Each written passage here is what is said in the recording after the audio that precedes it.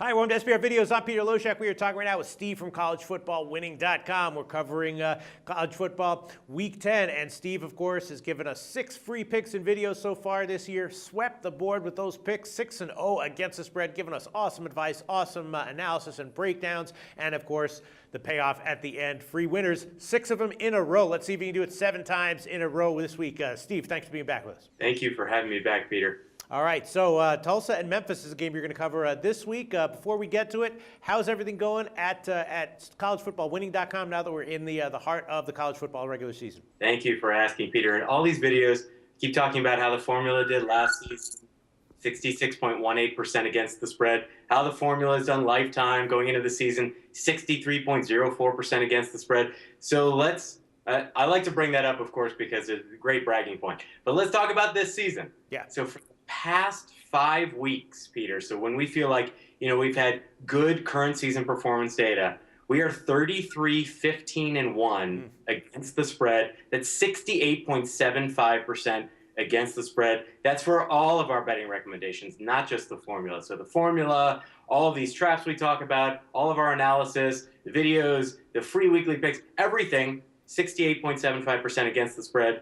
I hope people are convinced enough by a combination of those numbers and, of course, our lifetime record and these videos to join us at collegefootballwinning.com. This is the first time this season that we're allowing people to join us just for the month. So they can join for the month of November and still get the 100% money-back guarantee on their month with us. If they don't profit, we'll give them their actual money back. They don't have to worry about getting another package with us. They'll get their actual money back, 100% of their money that they paid to us back.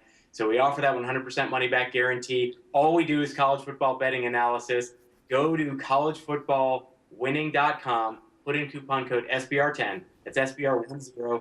Get 10% off of any membership that we're currently offering. That's awesome, Steve from collegefootballwinning.com. All right, let's see what you can tell us. Tulsa, Memphis. Right now, Memphis is a 24 or 24.5 point home favorite. That's been bet up. The opener was about 21 or 21.5 that I saw. Total 60.5 or 61. And, Tulsa is off a bye. Memphis is not. Tulsa was a team that you recommended us to bet on a couple weeks ago against Temple, and that was a winner. Tulsa now, though, is 2-5 against the spread on the year after losing ATS in their last game. Memphis 5-1-1 against the spread on the year, and Memphis is a team that a lot of people in high and a lot of sharps that I know of have been tending to bet on this year. But this line seems pretty damn high, and I have a feeling that you're going to recommend, now that it's at 24, recommend a bet on Tulsa. Is that what you like here, Steve? I'd love to give you a simple answer, Peter, but you know that I like to drag out these videos. Sure. So here we go. Are you ready for this week's installment of What If? I guess so, yeah. Okay, that sounds enthusiastic. All right. What if I told you, Peter, that Tulsa has failed to cover the spread by an average of 8.86 points per game this season, margin of cover minus 8.86 points per game? Yeah, I know that. I just told you that. They've been bad against the spread this year. Hey, you're not telling us anything we don't know. This is stuff that we can get just from looking at basic odds results. Okay, but yeah, I'm being precise. I'm giving you a precise number. Okay. I'll give you another one, precise number, but you know this. Memphis has covered the spread by an average of 11.36 points per game this season, margin of cover plus 11.36. I already know you're not that impressed, right? Yeah, I knew that, basically, yeah. Did you know that this game, Friday night, Halloween night... Yes, I knew that, yes. Okay, that's good. Did you know that it's homecoming for Memphis? No, I didn't know that, no. Not know that, okay. Didn't know that. But I think if on Friday night, if I had decided, all right, now I'm going to do my comprehensive research on this game, yes, I would have picked that up very quickly. You would have found out. Okay. Yeah. This is what we do, college football betting analysis. Right. Everybody has the time to go in and look when people are having homecomings and that kind of. Yes, absolutely. Okay, but not a big deal. All right. So I haven't impressed anybody yet. By underclassmen, did you know that Tulsa is the 5th youngest team in the FBS, measured by number of underclassmen on the roster? You might know that because I mentioned it a couple of videos ago. Yes, I knew that only because of the previous call we did about this. Okay, and building off of that youth and experience, Memphis has 13 starters that are seniors listed on this week's depth chart, compared to Tulsa having just 5 and only 1 on the offense. Did you know that? No, but I knew that is kind of like an up year for Memphis in general. Yeah. So you figured there had to be some reason. Probably right. Senior experience is often the reason for that kind of success. Okay. Did you know that Tulsa ranks dead last, 128 out of 100 FBS teams in big plays allowed? That's plays of 30 yards or more from the line of scrimmage. Did you know that one? I did not know that, Steve. Yeah, no, that is not a random statistic. Okay. Now, Memphis, did you know they have the number 2 scoring offense in their conference at 35.7 points per game, behind only East Carolina, juggernaut offensively East Carolina, and at the same time, Tulsa has the second worst scoring defense, allowing 40.7 points per game. Did you know that one? No, I didn't know that specifically, but, looking over the final scores, yeah, I know there's a lot of big numbers for Memphis and a lot of big numbers against Tulsa, sure. You gleaned it, so you didn't know precisely. Okay, did you know ESPN.com. So you got it. You got the gist from ESPN. Right. Did you know that, you probably knew, that Memphis loves to run the ball? They're the number 1 rushing offense in the American Athletic Conference. I knew they were a big rushing team, yes. Okay, you knew that. That's good. Did you know, speaking of inversions, did you know that Memphis in turnover margin, they're +6 this season, while Tulsa is -6 in turnover margin? Know that one? Yeah, I think you mentioned that up in the last Tulsa call. Yeah. Talked about Tulsa, not necessarily Memphis. Right, not necessarily Memphis, right. Nothing surprising yet. Well, no, overall overall it's definitely an interesting composite that you've put together here, although yes, no single statistic jumps out at me as blowing my mind yet. Did you know this? Tulsa under head coach Bill Blankenship is just 1-3 against the spread when they're underdogs of 3 touchdowns or more, just like they are in this spot. And Memphis under head coach Justin Fuente is 2-0 against the spread when favorites of 21 points or more, just like this. And both of those games were this season. Did you know that? No, that is somewhat interesting, but also did you know that sample size is very important when you're quoting past trends and stats? Absolutely. Oh, you did know that. Okay, good. All right, okay. Okay, that's a good point. So put all that together, Peter, and I think this is a trap. Yeah.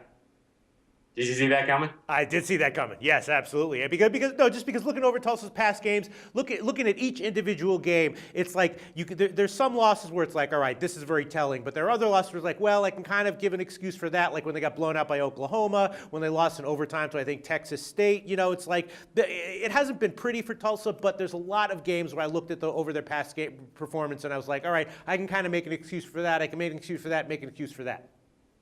Okay, so you saw it coming. Was part of it that I have been setting you up a couple of videos? That's certainly part of it, yes. And one of them was also yes, definitely part of it, for sure. I love your honesty. I appreciate it. You don't know this. You know it's doing well, but specific numbers. Our quantitative trap detector this season is now 69.44% correct. That's through 36 games. 36. It's been that accurate. And this game, Peter, is not one of those games. Oh. Didn't see that one coming. No, you got me on that. All right, you got me. You got me finally, Steve. You got me. Yeah. Got you. This is not a quantitative trap. Why, Peter? That formula for us of figuring out these quantitative traps has been so consistent and so successful that we're no longer giving them out in these free videos. People have got to join our website now to get those quantitative traps. But even so, of course, we still want to give good betting recommendations in the videos. So I think this is a trap. It is not fitting that quantitative trap profile, but I think it's still a trap. So let's dig deeper. Talked about margin of cover. That was, one of those, oh, yeah, look how great Memphis is doing against the spread. Poorly Tulsa's doing. Okay, margin of cover. You look under the hood when it comes to Memphis. Part of that great margin of cover average last week against SMU, margin of cover was plus 15 for Memphis. And you go, oh, that sounds pretty impressive, more than 2 touchdowns. But SMU's margin of cover at home this season is minus 20.88. Right. So actually, this was the closest home game against the spread in terms of margin of cover that SMU has played this year. So right there, you got to be saying, okay, maybe it's not that impressive, right? That Memphis did that. All right. That UCLA game. Memphis, their margin of cover in that game, once again, plus 15. But this is where you have to say, Wait, wasn't that UCLA super early in the season, back when everybody thought that UCLA was going to be a national championship contender? And oh, by the way, UCLA's margin of cover at home this season has averaged minus 13.5. So once again, we should not be that impressed with margin of cover. All right, for Memphis. In Memphis home games, they destroyed Austin Peay. Okay, the margin of cover was plus 24. It's Austin Peay. It's an FCS school. So as far as I'm concerned, Peter, and I've pretty much always done this, I almost without looking will blindly throw out FCS statistics. If it's an FCS school, I throw it out for the most part. Sure. So if you look at just FBS competition, Memphis at home, like this game, margin of cover against FBS competition this season, -2. So suddenly, that's an average, -2 per game. So suddenly, not that impressive. Now, what about Tulsa's terrible margin of cover, -8.86? Okay, that I also think is deceptive because it's really there because of 2 bad games. And those were the first 2 games, the first 2 weeks in September. So you take out those 2 games, those 2 bad games, and their margin of cover is just -2.2. So, which is also not great, but you got -2 on one hand versus -2.2 on the other. It's practically a wash now. So we're no longer impressed with margin of cover for Memphis and no longer phased with Tulsa's.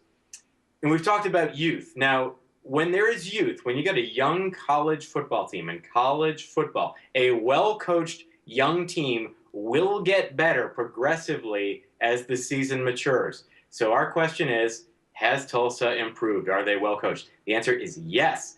And we need look no further than at Tulsa's quarterback situation. Why look at the quarterback? Not only is it such an important position in football, but because head coach Bill Blankenship is a quarterback's guru, and he is known to develop passers. So let's look at sophomore quarterback Dane Evans. He is young. He's a sophomore, so there's that youth right there. Going back to last season, same quarterback. As a freshman, he averaged 4.6 yards per pass. Terrible, okay? This season, in August, September, he averaged 6.2 yards per pass. Getting better. Okay, this month, October, he's averaged 8 yards per passing attempt. Steady progression, improving as well-coached young guys will. His first 3 games this season, he's responsible for 6 touchdowns, 6 interceptions. Not good. Last 4 games of this season, he's responsible for 8 touchdowns and just 3 interceptions. Clear improvement. Tulsa, we said they ranked 128th in giving up those big plays, at least 30 yards from the line of scrimmage. Well, Memphis ranks 83rd versus FBS competition in making those big plays. So they're not exactly a team that is built to exploit that weakness. Memphis, I told you they're the #1 rushing offense in the conference, but that's only if they are measured by total rushing yards. If you look at their yards per carry, which is the great equalizer when considering rushing, yards per carry versus FBS competition, Memphis is 5th in a conference of just 11 teams at just 3.88 yards per carry. That's bad enough to be ranked 80th in the country. So stop being impressed by Memphis's running game right now.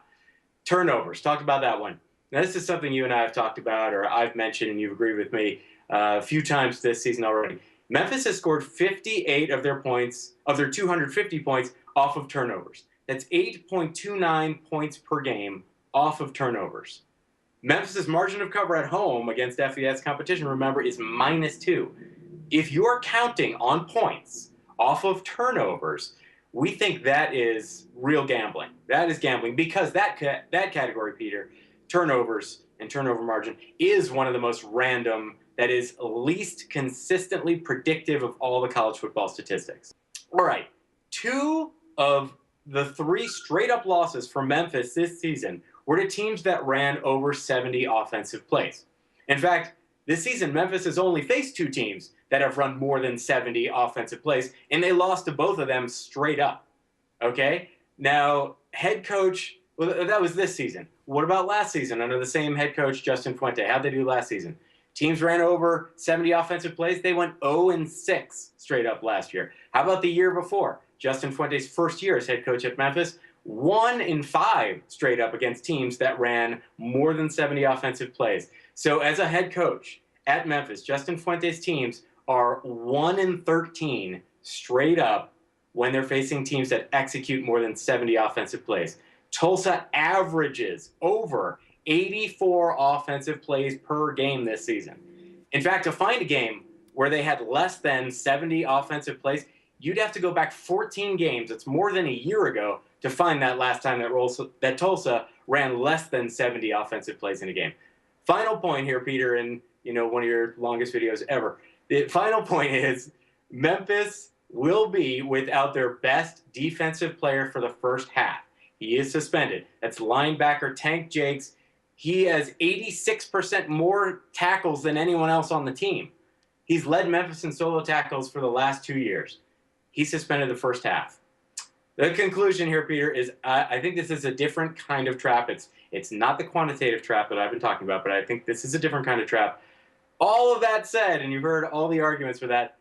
However, if this game goes to Tulsa plus 25.5 or more than that, it's a no bet for us. So therefore, hold off on betting this game until game day, which is Friday. Hold off until Friday. If the line settles in where it is now, as you said, Tulsa plus 24, plus 24.5, or even worse than that, believe it or not. So if it goes lower, if you get fewer points with Tulsa, then take Tulsa. If this line goes higher than Tulsa plus 25, just avoid this game. Okay, awesome.